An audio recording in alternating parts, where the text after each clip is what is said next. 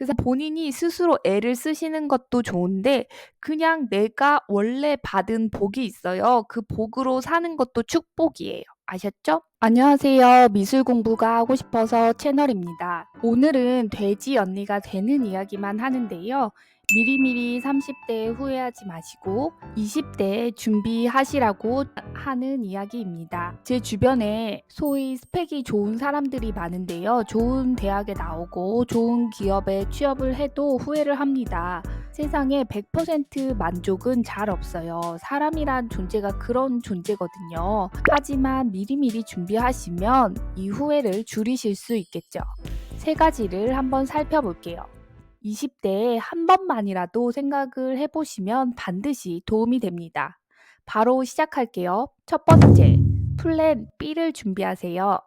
이게 미술은 예체능이잖아요. 그래서 굉장히 상위 1%는 엄청나게 돈을 벌고요. 그 외에 나머지는 돈을 잘 못 벌어요. 당연히 중간층이 있는데요. 타 산업군과 비교해서 이 격차가 상당히 크게 나타납니다. 그래서 다들 예나 지금이나 미술, 음악, 연기, 무용, 노래, 춤 이런 분야는 1등만 살아남는 승자 독식 구조예요. 실력으로 원탑이 되거나 아니면 다른 영역에 관심이 있어서 다른 영역으로 밥벌이를 하고 그림은 취미로 하는 구조가 되는 거죠. 이게 10대, 20대는 아직 안 해보신 거잖아요. 그래서 사람이 해보기 전까지는 모르잖아요. 그래서 다들 하는 시기예요. 근데 30대가 되면 정확히는 29살이 되면 나는 1등은 못 되겠네. 본인이 알게 됩니다. 그러면 도대체 나는 뭘 해야 하지? 그동안 해온 것은 돈이 안 되고 아예 버리고 새로운 일을 찾아야 하나? 아니면 연예 기획사에서 데뷔를 못하고 방출되어 버린 수많은 연습생, 가수, 지망생들이랑 비슷한 처지에 놓이게 됩니다. 연기자도 마찬가지고요. 근데 이런 분야와 미술은 달라요. 소위 동시성이 없거든요. 동시성이란 현장에서 펼쳐지는 형태를 말하는데요. 골프 선수, 축구 경기, 배구 경기, 그리고 뮤지컬, 공연, 춤, 노래, 무용, 발레 모두 동시성이 있어요. 현장에서 열띤 응원을 하고 또는 경기를 하고 1등을 거머쥐고 상금을 받는 거죠. 연기도 넷플릭스나 영화 개봉 일정이 있잖아요. 그래서 관객 수가 정확하게 특정이 되고 100만 관객 흥행 돌풍 이런 동시성이 있죠. 근데 미술은 그게 없어요. 그래서 체육이나 골프처럼 올림픽에 나가서 1등을 하면 갑자기 전에 없던 명예와 돈이 한꺼번에 따라오거든요. 동시성이 있다 보니까요. 근데 미술은 다른 분야로 올림픽이라는 게 없어요. 비엔날레라는 게 있긴 하고요. 또 예전에는 한국미술대전이라는 소위 작가로서의 관문이 있었고 입상을 하게 되면 작가로 인정을 받는 구조였는데 지금은 이런 게 다 희석이 되어 버렸어요. 그래서 이런 동시성이 없는 미술 분야는 도대체 누가 1등이야? 이런 거를 알기가 애매한 분야예요. 소위 특정 분야의 무대 미술 분야, 영상 분야, 판화 분야에서 내부적으로 인정을 받고 그 회사 일 잘하지. 그 작가 너무 좋지. 이런 건 있거든요. 근데 그 사실을 전 국민이 알아서 누가 봐도 한국 1등 이런 게 아니에요. 그러다 보니까 미술은 해외에서 소위 거꾸로 유명세를 타고 해외에서 잘 나는 땡땡 작가. 근데 한국 사람들은 잘 모르고 주로 해외에서만 활동을 하시죠. 대표적으로 땡땡 작가, 땡땡 작가 등이 있죠. 근데 미술계에서만 알고 일반인들은 전혀 몰라요. 그러다 보니까 미술은 1등이라는 게 되게 애매한 거예요. 권위적인 해외에서 유명 콩쿠르에서 1등을 해서 한국에서 1위가 된 임윤찬이나 이런 음악 분야 이런 게 한국에서 미술은 굉장히 애매해요. 예를 들면 디자인 광고는 레드닷 어워드라고 있는데요. 한국에서 33개씩 매년 타요. 아니 33명이 탔는데 도대체 누가 1등이야? 이런 건 모르는 거죠. 그래서 한국은 이런 세계적인 디자인상을 1년에 최소 10개, 30개씩 타거든요. 광고 분야도 마찬가지고요. 그러다 보니까 애매해요. 그러면 사람의 몸값으로 특정할 수 있지 않나 하는데요. 예전에는 김영세 씨라고 산업 디자인에서 대표적으로 한국을 대표하는 디자이너셨죠. 근데 지금은 좀 희미해져서 젊은 20대 친구들은 잘 모르고요. 그래서 도대체 1등이 되기 위한 노력을 해도 도대체 누가 1등인데 누가 그걸 정해주는 건데 이런 게 다 애매하고 모호하죠. 근데 그냥 20대 후반이 되면 어쨌거나 그 1등이 나는 아니야. 이런 거를 알게 됩니다. 그 누구도 말은 안 해줬는데, 나는 그 정도의 재능은 아니고, 그 정도로 나를 키워줄 인맥도 없어. 이런 걸 알게 되죠. 그리고 30대 초반에 그러면 나는 도대체 뭘 해야 돼? 나의 지나간 30년은 아무런 의미가 없는 건가? 그동안 나는 삽질을 해온 건가? 이런 내적인 질문이 계속되고, 이런 질문은 답이 없고, 자기 파괴적인 질문이기 때문에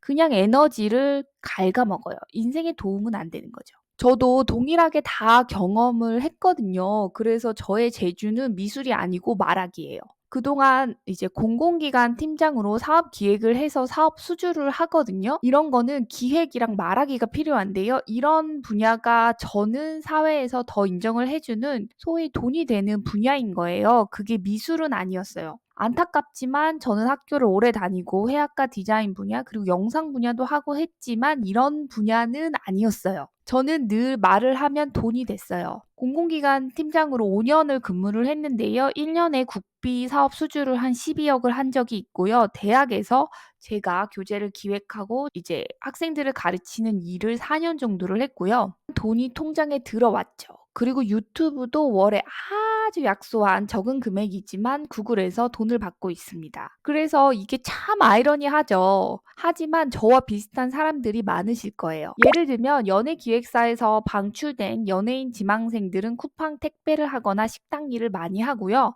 외모가 더 출중하시면 영업직으로도 가기도 합니다. 미술 분야는 인테리어 작업자로도 많이 가요. 도배일, 미장일, 타일 시공하는 일 더 재주가 있으시면 목공으로도 많이 가거든요. 이런 건 돈이 되죠. 바로 일상생활인 의식주에서 집을 꾸며주는 일이다 보니까 돈이 됩니다. 아니면 아예 청소로도 많이 가요. 아파트, 식당의 창문 닦기나 자동차 세차, 입주 청소 등으로도 가고요.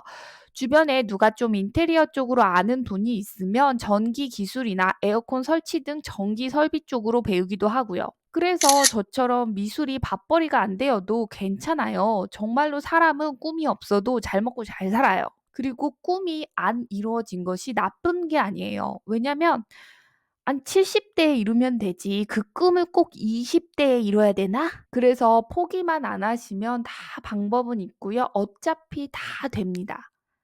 근데 의식주는 먼저 해결을 하다 보니 한번 본인을 스스로 잘 관찰해 보세요. 또 미술하시는 분들이 예리한 관찰력으로 남들과 다르거든요. 감각이나 꾸미는 것을 좋아하시면 본인의 취향 감각을 파시면 됩니다. 대체적으로 편집숍이나 본인의 자취방을 이쁘게 꾸며서 브이로그를 하시는 분들도 많고요. 인테리어 감각, 또 향에 대한 감각으로 향수만 추천을 해주는 채널도 많아요. 나는 계획을 세우는 것을 잘하고 좋아해. 이러면 노션으로 플래너를 툴만 만드셔서 파셔도 되고요. 팀장을 대신해서 프로젝트 일정을 관리하는 프로젝트 매니저라는 직업도 있어요. 나는 예민해서 남들보다 상처를 잘 받고 대신에 공감을 잘해줘. 이러면 본인의 자전적인 경험을 블로그에 적으셔도 되고요. 블로그에 글을 모아서 책으로 출판을 하게 되어서 작가가 되신 분도 있고요. 남들보다 예민한 것도 글을 써서 팔면 됩니다. 방법은 다양해요. 하지만 1등의 자리는 쉽게 허락이 되는 자리가 아니에요. 내가 1등이 아니어도 좌절을 할 필요가 없어요. 아니, 이거 너무 어려운 자리고요. 계속해서 1등도 아니에요. 또 미술은 동시성이 없다 보니 누가 1등이야를 정하기도 애매한 분야예요. 스포츠나 공연은 현장에서 모든 사람이 보고 수긍을 하고 경기의 결과가 명확하게 숫자로 표현이 되지만 미술은 애매하죠. 그쵸? 그래서 1등이 안 되어도 괜찮아요. 정말로요. 본인이 생각했던 것보다 특별하고 재능이 없는 사람이어도 잘 살아갑니다. 그래서 미술 외에도 나의 재주, 재능, 특기 또는 내가 받은 복이 있는 사람들이 있어요. 복이요? 네, 이것도 사람마다 다른데요. 누구는 아는 언니가 같이 동업을 하자고 해서 같이 공방을 시작을 했는데 나는 그냥 옆에서 소일거리만 도와줬는데 대박이 나서 2호점, 3호점으로 늘리게 되고 갑자기 내가 모든 호점을 관리하는 총괄 매니저가 되어서 연봉이 오를 수도 있고요. 이거는 귀인복이죠. 누구는 건강복도 있어요. 굉장히 건강하셔서 인테리어 시공 일을 해도 괜찮으신 분이 있어요. 이런 현장 일은 체력이 필수거든요. 일이 딱 일정에 맞게 끝을 내야 하다 보니 새벽부터 일을 많이 하고요. 체력이 필수죠. 또 누구는 재물복이 있을 수도 있어요. 나는 그냥 비싼 아파트 아니고 서울의 빌라 한 채를 경매로 낙찰을 받았는데 이 위치가 좋아서 외국인 상대로 에어비앤비를 하면서 월에 한 200~300 정도를 쉽게 돈을 벌 수가 있고요. 청소는 용역 업체가 하고요. 이것도 재물복이죠. 내 시간과 돈을 바꾸지 않고도 돈을 버니까요. 이런 본인이 받은 복을 세어보세요. 복이 있다니까요. 본인의 재주, 장기, 특기, 능력 다 좋은데요. 그냥 내가 원래 받은 복으로도 잘 살아요. 진짜예요. 복이 다들 있다니까요. 누구는 성격 복도 있어요. 성격이 서글서글하니 넉살이 좋아서 그냥 주변 지인 소개로 취업도 쉽게 하고 이직도 쉽게 해요. 당연히 결혼도 쉽게 하죠. 성격이 복인 경우에요. 진짜로 많거든요. 집안복, 환경복, 먹을복, 지인복, 운 상승복 등 다양해요. 그래서 한번 본인이 스스로 애를 쓰시는 것도 좋은데 그냥 내가 원래 받은 복이 있어요. 그 복으로 사는 것도 축복이에요. 아셨죠? 한번 꼭 세어보세요. 두 번째는 내적 추구에 대한 고민을 한번 해보셔야 돼요. 왜냐면 10대, 20대 때 삶의 목적을 잃어버립니다. 내 정체성이 없어져 버려요. 소위 탑3 미대를 가고요. 나와서 좋은 기업에 취업을 해요. 머리가 좋은 친구들이다 보니 디자인 스타트업이나 디자인 영업직으로 가기도 합니다. 하지만 20대의 소위 엘리트층에 끼어 있다 보면 이게 좋은 게 아니고요. 상위 5% 이내의 경쟁은 더 치열해집니다. 이게 회사에서 사원 대리 과장 차장으로 승진을 하게 되고 일은 잘합니다.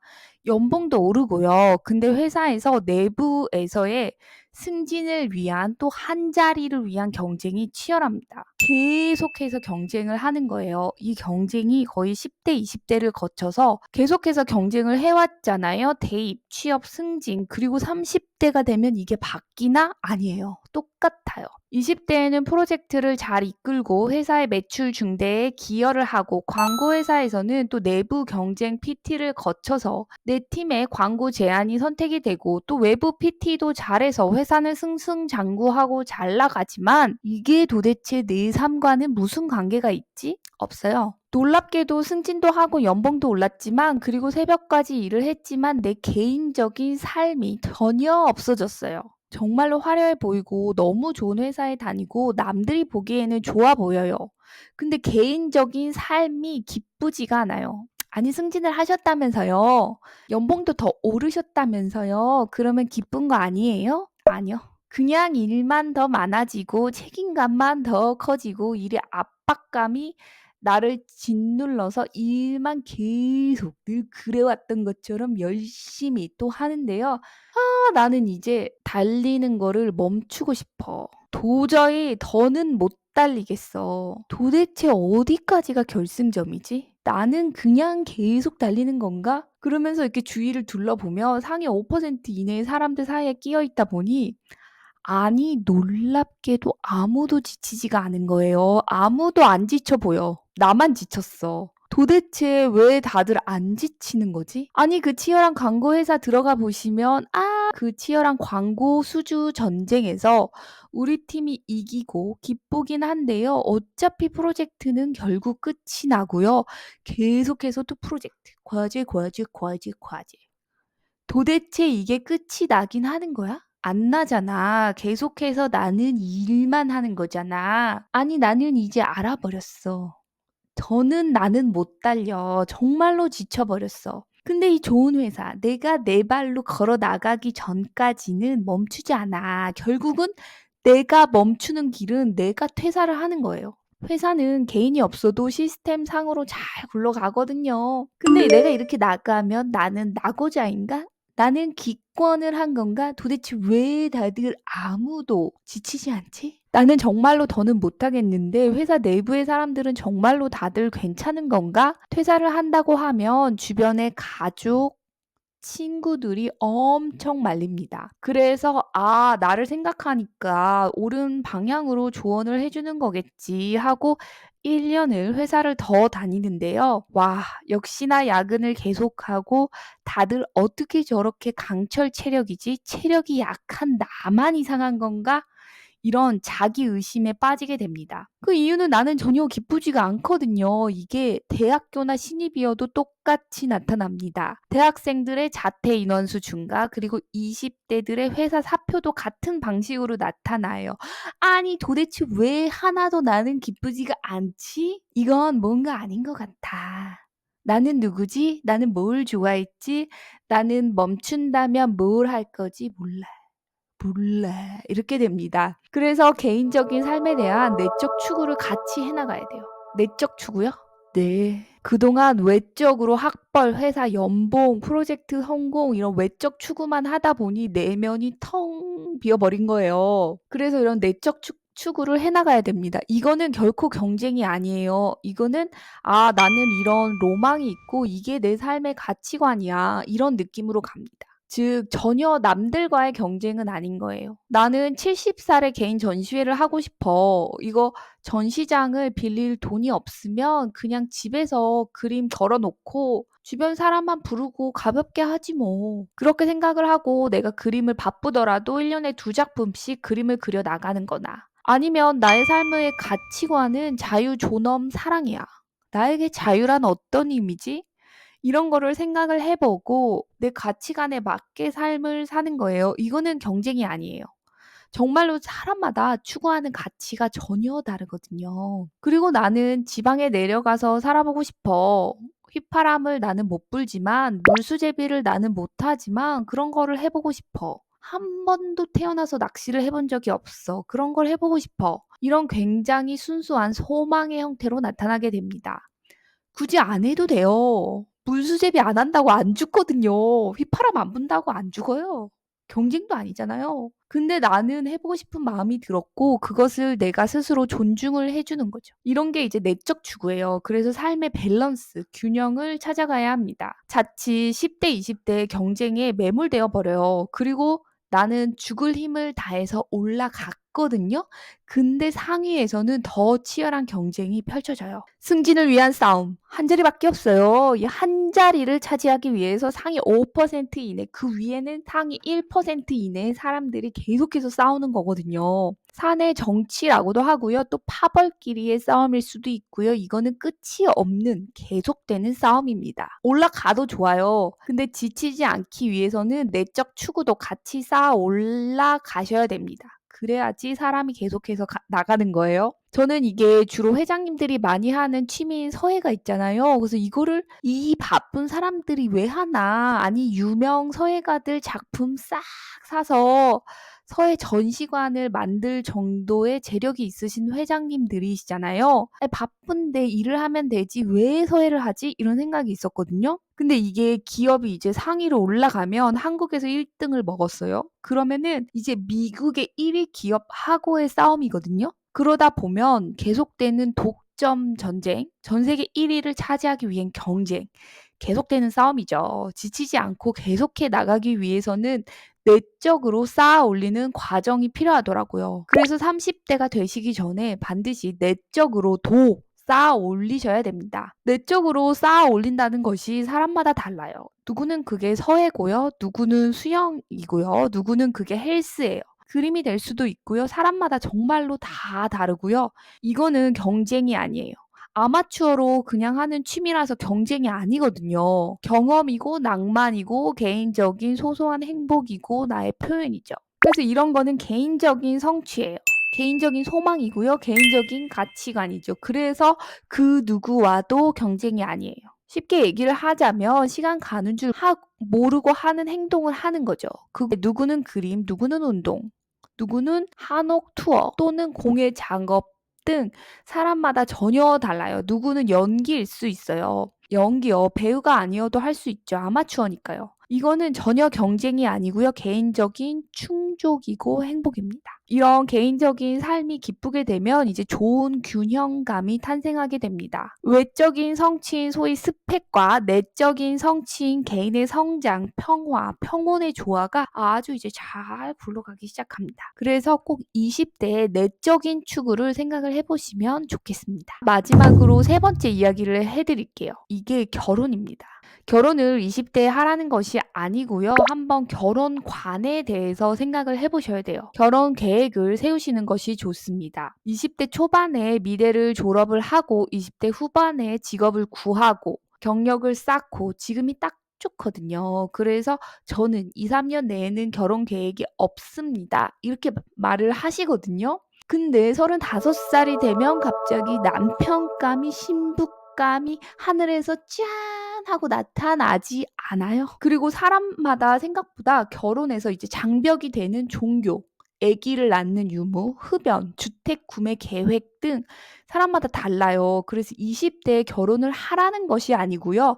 결혼관에 대해서 생각을 해보시면 좋아요. 20대 후반의 루틴이 이제 일상화가 됐어요. 그래서 출근하고 일하고 퇴근하고 한 2~3시간 좀 뭐 남을 때 취미 생활, 뭐 일종의 동호회 이런 거에서 굉장히 익숙해집니다. 그래서 지금 생활 나쁘지 않은 것 같은데 라는 느낌을 받을 때가 있어요. 근데 그게 이제 위험 신호입니다. 이러다가 딱 33살이 되면 이제 슬슬 남편감, 신부감을 찾아봐야지 하는데요. 내 눈에 괜찮은 사람들은 이미 유부남 유부녀예요. 이게 진짜 저의 경험을 이야기를 해 드릴게요. 제가 공부를 하느냐고 대학원에서 졸업을 하니 31살쯤 됐어요. 저는 특수대학원이 아니고 일반 대학원을 다녔거든요. 그러다 보니까 그때는 이제 병행을 못 했어요. 그리고 이제 30대 초반에 공부하느냐고 직업을 구하는 것이 너무 늦어진 거예요. 그러다 보니까 직업이 없는데 무슨 선을 봐. 무슨 소개팅을 해. 직업이 없는데. 좀 그런 게 있거든요. 옛날에는 진짜 간혹 꿈이 현모양처인 친구들이 있었거든요. 근데 요새는 워낙 집값이 또 비싸지고 또 맞벌이가 당연하고 소개팅 나가서 저는 직업은 안 구할 거고요. 꿈이 현모양처예요. 이러면은 비웃음을 농담하는 줄 알거든요. 지금 하시는 일이 뭐라고 하셨죠? 네, 저는 집에서 신부 수업 중입니다. 이럴 수는 없잖아요. 농담인 줄 알더라고요. 그러다 보니 직업을 32살에 구하고 이제 신입이다 보니 또 야근하고 회사에서 인정을 받고자 노력을 하다 보니 33살. 주변을 둘러보니 나 빼고 친구들은 다 갔어요. 그리고 남자분들 같은 경우에는 직장을 잡고 돈을 모으고 결혼 자금을 모으고 하는데 오래 걸리잖아요. 거의 요새는 집도 5대5로 정확하게 반띵하는 추세이긴 한데요. 근데 이게 제가 보니까 이제 삼성이나 현대 이런 한국에서 선호하는 대기업은 신입의 나이가 남자 나이로는 한 30살, 31살 정도거든요. 그러면 회사에 들어가면 회사의 내부 사람들이 선을 엄청 시켜주는 거예요. 그리고 딱 대기업이 선호하는 결혼 상대자예요. 아니 뭐 학벌 당연히 좋지. 그러니까 듀오나 가연 같은 데서도 이런 사람들한테 무료로 선을 보여준다고 하는 제안도 많이 들어와요. 그래서 얘네들은 딱 32살, 33살 이전에는 다 가요. 그리고 남자 같은 경우에도 집은 워낙 대기업에 다니고 대기업 정규직이고 신용도가 좋다 보니 대출이 많이 나오고요. 삼성, 현대 모두 연봉이 평균이 1억 2천이다 보니 말도 안 되는 이제 비싼 집 말고 한 4, 5억 선 같은 아파트 한 25평 정도는 금방 갚아 나가요. 근데 문제는 이제 남자나 여자나 33살이 제 경험으로는 딱 그 고개예요. 요새는 초혼의 나이가 평균이 33살이거든요. 근데 갑자기 내 나이가 33살이 되었는데 남편감, 신부감이 짠 하고 나타나는 게 아니에요. 그래서 이제 찾으러 돌아다니거든요. 과연 듀오에 가입도 하고 취미 활동도 해보고 주변에 이제 이야기를 해서 소개팅도 받고 근데 뭔가 다 뜨뜻미지근해요. 이게 30대 연애는 20대 연애랑 완전 다르거든요. 남자나 여자나 뭐 사랑? 없어도 그만이야. 있어도 그만이고 뭐 이런 게 있어요. 그래서 중요한 이야기를 한번 해 드릴게요. 20대에 결혼관은 한번 생각을 해 보세요. 저는 이거를 진짜 늦어져 가지고 4살에 도대체 나의 결혼관은 뭐지를 30대 중반이 되어서 처음 생각을 해본 거예요. 이거 20대 후반에 생각을 하세요. 저의 결혼관은 저는 아이를 한 명 낳고 싶고 이제 결혼은 나이가 있다 보니 언능 6개월만 연애를 하고 빨리 결혼을 하자라는 주의고 비흡연남을 원하고요. 그리고 키는 175 이상, 부모님 모두 살아계셨으면 좋겠고, 성격은 좀 자상하고 착한 사람이어야 되고, 뭐 하여튼 다 적었어요. 종교는 무교거나 불교였으면 좋겠다. 제사 안 지내는 집이었으면 좋겠고. 이거를 적으라고 권하는 이유가 내 결혼관이 확실하잖아요? 그러면 아닌 사람들은 다 거르는 거예요, 이미. 이렇게 결혼관을 적으시는 게 20대에 연애를 하셔가지고, 아, 나는 이런 사람이랑은 좀 안 맞아. 이제 이런 거를 본인이 알게 되신 거죠. 본인의 나름의 빅데이터가 쌓이신 거죠. 그래서 이거를 적어보시고 30대에 확실한 결혼관이 있잖아요. 그래도 훨씬 더 수월한 거예요. 나는 이런 사람이 나랑 맞아. 이런 게 더 결정을 하기가 수월해요. 근데 이거를 저처럼 30대 중반에 생각을 하고 있잖아요. 그럼 뭐랄까, 다 갔어. 남는 애들 없어. 그래서 내가 20대 중반에 이런, 중반도 아니고 후반에 빨리 결혼관에 대해서 생각을 해보고 30대 초반에 30에서 33살 요 사이에 이런 좀 이제 결혼을 위한 활동들을 좀 빨리 했으면 뭐 속물처럼 보이긴 합니다만 그래도 좀 더 좋은 조건의 사람을 만날 수 있지 않았을까 하는 생각이 있습니다. 그래서 이런 것들은 20대에 한번 생각을 해보시고요. 제 채널에 콘텐츠 표가 있어요. 그래서 제가 1년에 이거를 다 얘기를 할 수 있을까? 이 제 채널에서 미대인들을 위한 결혼이라든지 아니면 경제관념들이 없어요. 그래서 이런 얘기도 좀 해드리고 싶거든요. 그래서 빨리빨리 얼른 좀 콘텐츠 업로드하는 주기를 좀 가능하면 일주일에 한 2회 정도 올리고자 합니다. 오늘도 제 채널 구독해 주셔서 너무 감사드리고 미대인들에게 특화된 도움이 되는 이야기 위주로 많이 해드리도록 하겠습니다. 오늘도 영상 끝까지 시청해 주셔서 너무 감사드립니다. 다음에 또 재미있는 되는 이야기로 다시 찾아올게요. 감사합니다. 안녕.